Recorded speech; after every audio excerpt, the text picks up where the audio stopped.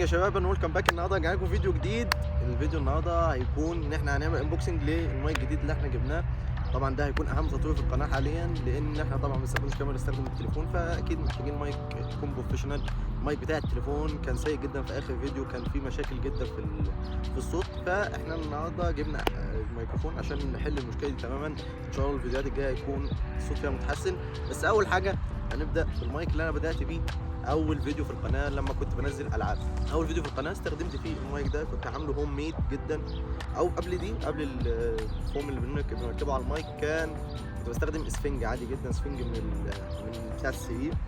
دي كانت سماعه قديمه، كان احد الاشخاص عندنا في البيت بيستخدمها بدون ذكر اسمه طبعا، عشان هو اول ما يشوف الفيديو هيعرف. دي كانت سماعه فيراري، كان بيشتريها كل اسبوع عادي. كان بيجيب السماعه وكان بيكسر جزء منها من السماعه نفسها اللي انت تحطها في ودانك، كان بيكسر جزء كده اللي هو بسبوس بيبقى طالع راكب فيه اسمها ايه؟ ما علينا من اسمها، بيكون راكب فيها الجزء الجلد اللي بيتحط في الودان. المهم دخلنا على اليوتيوب وشفنا فيديو ازاي تعمل مايك احترافي في 5 دقايق. ده طبعا كان مايك احترافي ساعتها. قطعنا الجزء بتاع السماعه، خلينا بس مايك، وجبنا القلم لبيسه دي عشان نحطه في الهدوم، وسرقنا دي من المدرسه. وفي هذه الحاله بنعمل كده ونبدا بيه تسجيل. بس خلاص ما عادش فيه الكلام ده، فلهذا السبب جبنا المايك البروفيشنال البويا BY MM1 اللي هنعمل له انبوكسنج حالا. ده بنبدا بيه كده.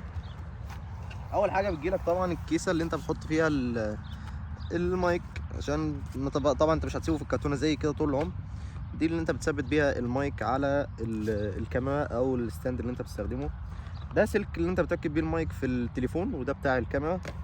ده بقى المايك نفسه البويا BY MM1.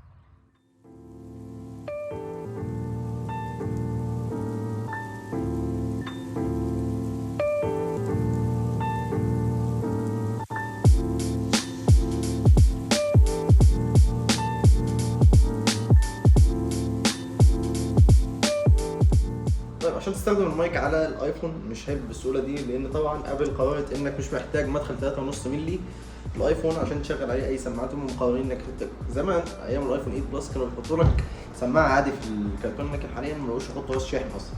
مش مشكله، عشان تستخدم بقى الميكروفون على الايفون بتحتاج حاجه سلك صغير كده اسمه ادابتر من 3.5 مللي للايتنينج عشان يشتغل على الايفون بكل سهوله. ناخد السلك كده وبنحطه في المدخل اللي هو سلك المايك، وبعدها بنوصله عادي جدا بالايفون كده. خلاص تقدر تستخدم الميكروفون على الايفون عادي، ويبدا يسجل من الميكروفون اللي فوق ده دايركت على طول. وهذا هو المايك بكل اشيائه. ده كان نهايه الفيديو. اتمنى لو الفيديو عجبكم ما تنسوش تحطوا لايك وتشتركوا في القناه لو ما كنتوش مشتركين. ان شاء الله نرجع واستنوا الفيديوهات الجايه. سلام.